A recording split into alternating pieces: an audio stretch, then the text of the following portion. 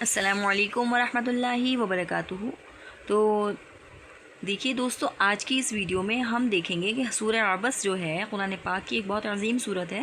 تو اس صورت کا شان نزول کیا ہے، کس صحابی کے بارے میں یہ نازل ہوئی، آپ صلی اللہ علیہ وسلم اس وقت کیا کر رہے تھے جب یہ نازل ہوئی، تو اس کے بارے میں آج ہم جانکاری لینے والے ہیں، اس کا شان نزول کے بارے میں آپ کو بتانے والے ہیں۔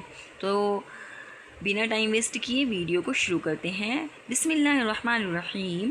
عبس وتولی ان جاءہ الاعمی، یعنی کہ آپ کے چہرہ اقدس نے، آپ نے جو ہے ناگواری محسوس کی، ٹھیک ہے نا، اور رخ موڑ لیا۔ ان جاءہ الاعمی، کہ آپ کے پاس ایک نابینا شخص آ گئے۔ تو آپ صلی اللہ علیہ وسلم کے بارے میں اللہ تعالیٰ نے یہ بتایا ہے۔ لیکن کیا ہو رہا تھا اس وقت جب یہ صورت نازل ہوئی؟ آپ صلی اللہ علیہ وسلم نے ایسا کیوں کیا؟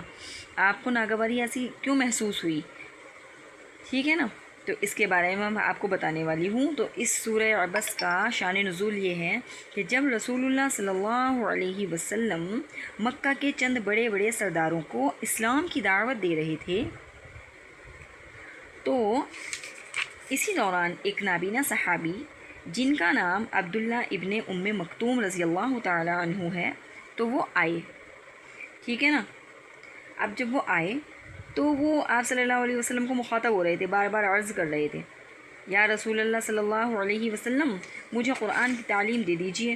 اس وقت آپ صلی اللہ علیہ وسلم ان سرداروں کو اسلام سمجھانے میں مصروف تھے، کیونکہ اسلام سمجھانا بھی کوئی چھوٹی موٹی بات نہیں ہے نا، اسلام کی دعوت دینا، دین کی دعوت دینا بھی ایک بہت باریک مسئلہ ہے۔ اس لیے آپ صلی اللہ علیہ وسلم خوب مگن ہو کر ان سرداروں کو، مکہ کے بڑے بڑے سرداروں کو سمجھا رہے تھے۔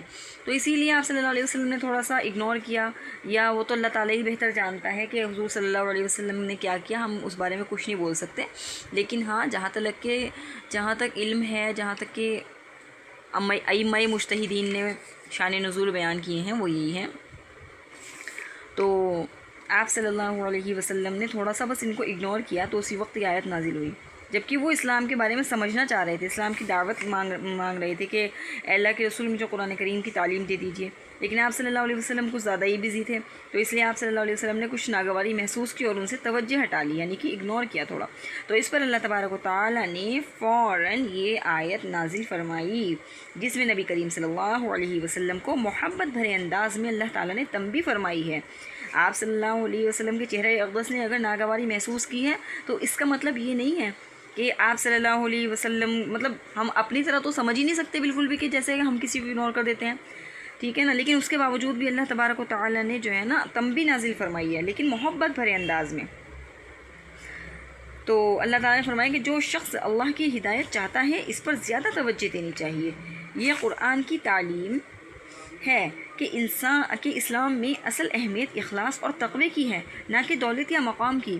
دیکھیے نا، آپ اس کی چھوٹی سی مثال یہی ہے کہ جب آپ مسجد میں جاتے ہیں تو چاہے کوئی کروڑ پتی ہو، ارب پتی ہو، یا کوئی پردھان ہو، کچھ بھی ہو، اور یا پھر کوئی فقیر ہو، اگر کوئی بھی ان میں سے پہلی صف میں کھڑا ہو جاتا ہے، کوئی بھی غریب مسلمان، تو اس کو کوئی ہٹا نہیں سکتا اس جگہ سے۔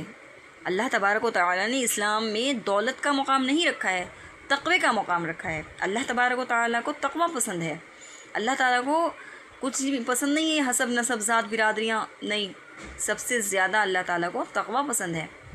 تو اسی لیے جو ہے، اور رمضان کا یہ مہینہ لاسٹ چل ہی رہا ہے، 28واں روزہ مکمل ہو چکا ہے الحمدللہ آج۔ تو تقوی ہی حاصل کرانے کے لیے اللہ تعالیٰ نے ہمیں رمضان تحفے میں دیا ہے، کیونکہ اس میں ہم روزے رکھتے ہیں اور نمازیں پڑھتے ہیں، نوافل پڑھتے ہیں، تہجد پڑھتے ہیں الحمدللہ، اور پورے گھر میں ایک جو ہے نا بہت ہی پیارا، بہت خوبصورت دینی ماحول بنا رہتا ہے۔ تو اسی لیے ہمارے اللہ تعالیٰ نے ہمیں آزمانے کے لیے، ہماری آزمائش کے لیے، ہمارے اندر تقوی پیدا کرنے کے لیے، ہمیں بیماریوں سے دور رکھنے کے لیے، کیونکہ سائنٹیفکلی بھی یہ بات ثابت ہو چکی ہے نا کہ روزہ رکھنے سے جو ہے انسان بہت بڑی بڑی بیماریوں سے دور ہو جاتی ہیں اس کی۔ تو اسی لیے اللہ تبارک و تعالیٰ نے ہمیں رمضان دیا ہے، اور اسی لیے اللہ تعالیٰ نے اس آیت میں یہی فرمایا ہے کہ اسلام میں جو ہے قرآن کی جو تعلیم ہے وہ اسلام میں اصل اہمیت اخلاص اور تقوی کی ہے، نہ کہ دولت یا مقام کی، ٹھیک ہے نا۔ تو آیت کیا نازل ہوئی تھی؟ وَعَبَسَ وَتَوَلَّىٰ أَن جَاءَهُ الْأَعْمَىٰ وَمَا يُدْرِيكَ لَعَلَّهُ يَزَّكَّىٰ۔ کیا فرمایا؟ وَمَا يُدْرِيكَ لَعَلَّهُ يَزَّكَّىٰ أَوْ يَذَّكَّرُ فتنفعہ الذکریٰ۔